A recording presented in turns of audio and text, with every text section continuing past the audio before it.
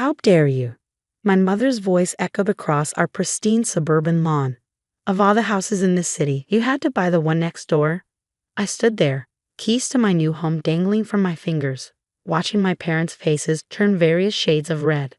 My name is Emma Mitchell, and at 32, I'd just become the proud owner of 247 Maple Street, the beautiful Victorian house right next to my childhood home. The same house my parents had been trying to pressure the previous owners to sell to them for years. "This is our neighborhood," my father added, his voice cold and controlled. "We've spent 20 years building our reputation here. We can't have you and your lifestyle ruining that." By lifestyle, he meant my career as an environmental scientist and my passion for sustainable living. Apparently, my solar panels and composting plans would destroy their perfectly manicured image of suburban success. "The papers are already signed," I said calmly, though my heart was racing. "I close next week." My mother stepped closer, her designer heels sinking slightly into the freshly watered grass. "Cancel it. We'll pay whatever penalty fee. This is unacceptable, Emma." "What will people think?" I had to bite back a laugh. What would people think? They'd probably think their perfect daughter had finally done something for herself instead of living up to their artificial standards. "No," I replied, surprising myself with how steady my voice sounded. "I'm not canceling anything. This is my house now." "Then you're no longer welcome in ours," my father said, gesturing to their immaculate colonial home next door.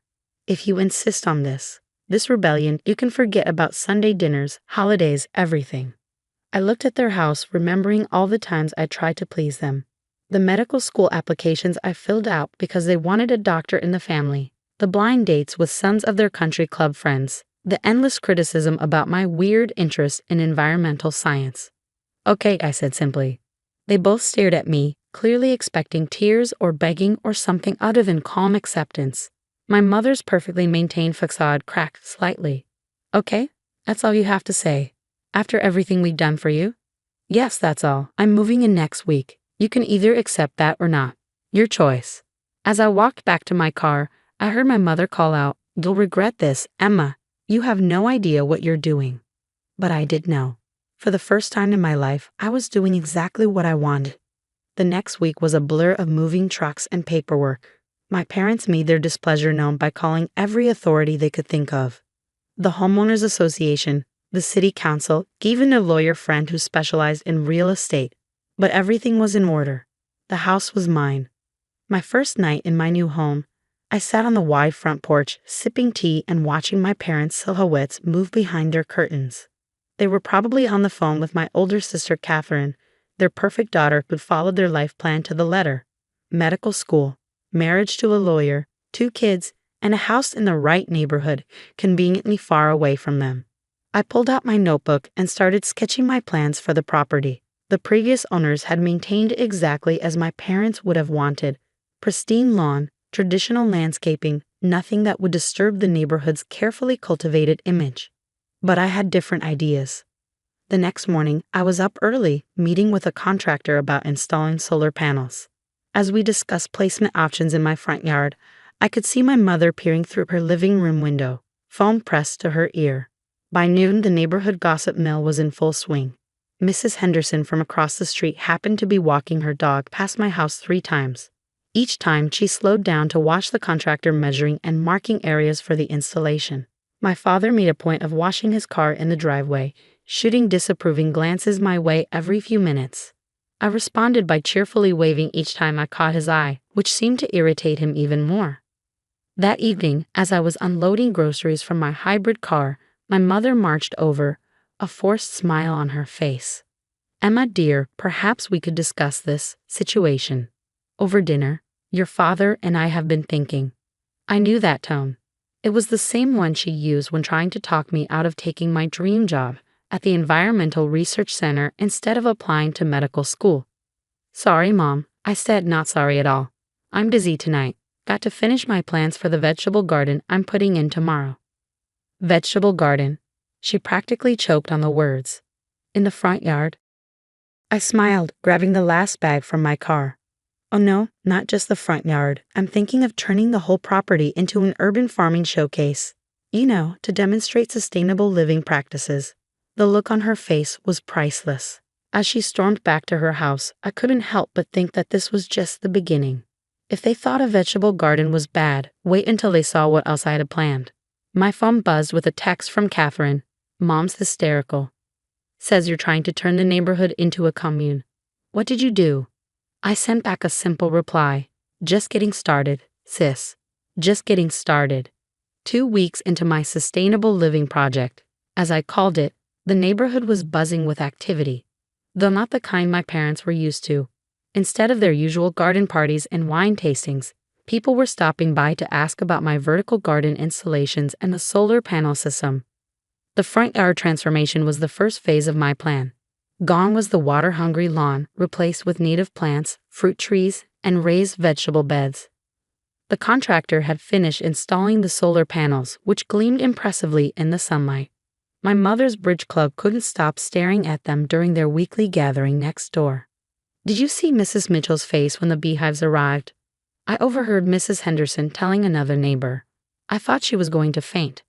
The beehives were my latest addition, placed strategically at the back of my property, fully legal according to city regulations I carefully researched.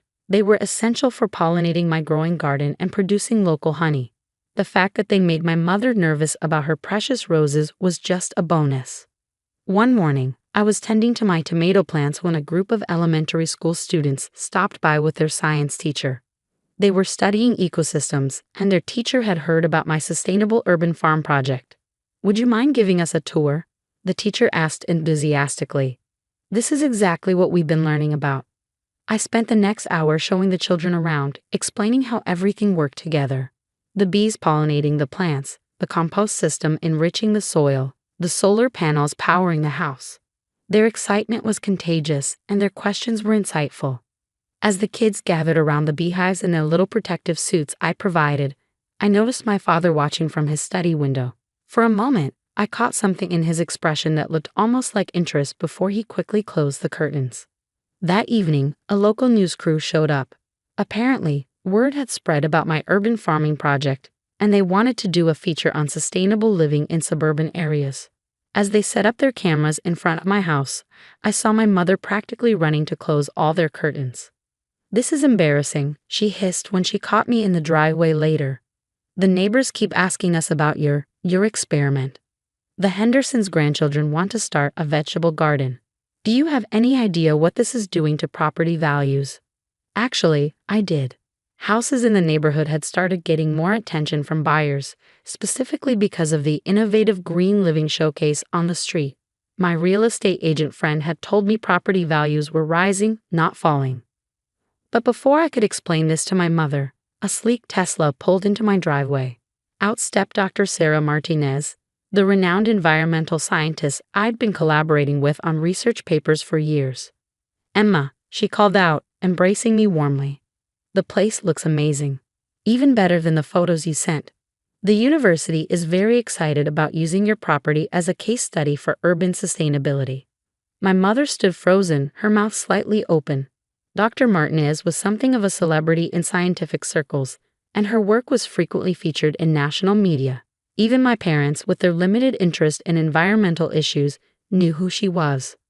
"Dr. Martinez," my mother said, her social training kicking in. "What a surprise to see you here. Oh, you must be Emma's mother. You must be so proud. Your daughter's work is revolutionizing how we think about suburban sustainable living." When she proposed this demonstration project, we knew it would be impressive, but this exceeds all expectations. I watched my mother's face as she struggled to process this information. Her daughter, the one she dismissed as a disappointment, was apparently doing something important enough to attract attention from someone like Dr. Martinez. "The university is interested in Emma's house?" she asked weakly. "Interested? We're funding part of the research. This property will be featured in several major environmental journals. In fact, that's partly why I'm here. Emma, the grant committee has reviewed your proposal for Phase 2. It's been approved." I couldn't help but smile. Phase 2 was even more ambitious than what I'd already done. It included a greenhouse, an aquaponics system, and a community education center. "Grant?" my mother interrupted. "What grant?" "The Urban Sustainability Innovation Grant," Dr. Martinez explained. Quite competitive. Emma's proposal was selected from over 300 applications. The funding is quite substantial. I watched as my mother's expression shifted from dismissal to confusion to something that looked almost like respect. She opened her mouth to say something, but at that moment my father called her from their porch, probably to rescue her from this conversation that was challenging everything they thought they knew about my lifestyle choices. As she hurried away, Dr. Martinez turned to me with a knowing smile.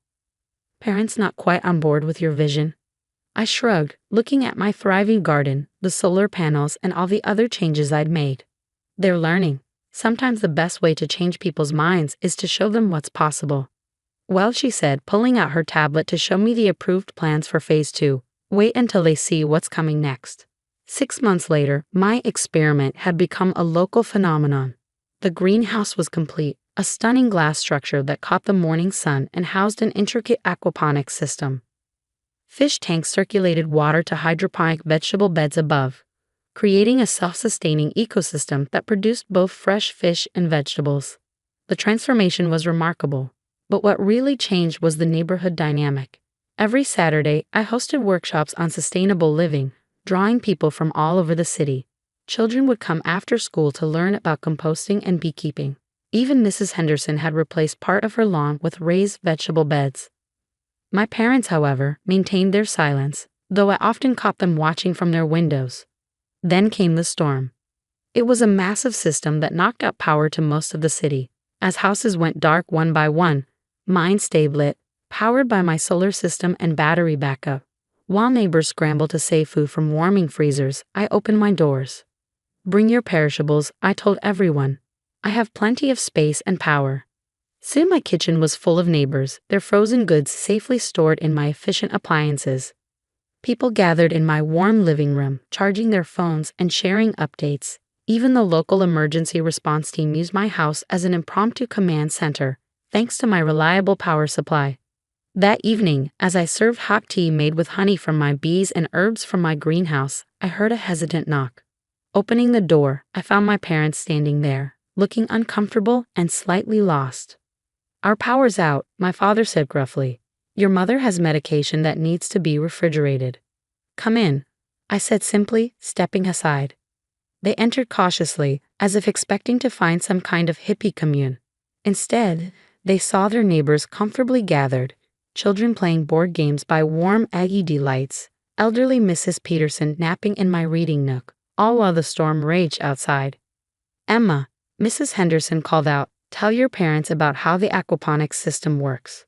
"I was just saying how amazing it is that you're growing fresh vegetables and raising fish right here in the neighborhood." My father's head snapped up. Fish. For the first time in months, he actually looked interested rather than disapproving. I remembered how he used to love fishing when I was young, before social obligations and country club memberships took over his weekends. "Would you like to see?" I offered. He hesitated, then nodded. As I showed him the greenhouse, explaining how the system worked, I saw a glimpse of the father I remembered from my childhood. Curious, engaged, asking intelligent questions about water flow and fish species. My mother, meanwhile, had discovered that several of her friends from the Bridge Club were regular attendees at my gardening workshops. "The tomatoes Emma taught us to grow are better than anything from the store," Mrs. Peterson told her. "And did you know your daughter's been teaching cooking classes using fresh ingredients from the garden? Even my grandchildren eat vegetables now." The power outage lasted 3 days. During that time, my house became a community hub. People came together, shared resources, and helped each other in ways they never had before.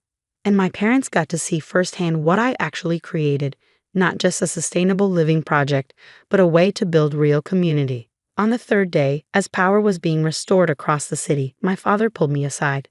"Emma," he said, looking slightly embarrassed, "I've been thinking, that empty corner of our backyard, would it be suitable for a small vegetable garden? And perhaps you could show me more about the fish farming." My mother, overhearing, added hesitantly, "I noticed your herb garden. It's actually quite elegant. Perhaps we could discuss some suggestions for our landscaping." I smiled, remembering their initial reaction 6 months ago. "I'd love to help. Maybe we could start with dinner. I'm making fresh pasta with vegetables from the greenhouse." They exchanged glances, then nodded. "We'd like that," my mother said softly. That evening, as we sat down to our first family dinner in months, I looked out the window at my thriving urban farm. The solar panels gleamed in the setting sun, the beehives hummed with activity, and the greenhouse glowed softly in the dusk. My parents had kicked me out of their lives because I dared to live next door and challenge their views of success. But in the end, it wasn't arguments or confrontation that changed their minds. It was showing them a different way was possible. As my father asked about installing solar panels on their roof and my mother discussed plans for a herb garden, I couldn't help but smile. Sometimes the best revenge isn't about getting even. It's about growing something better than what was there before.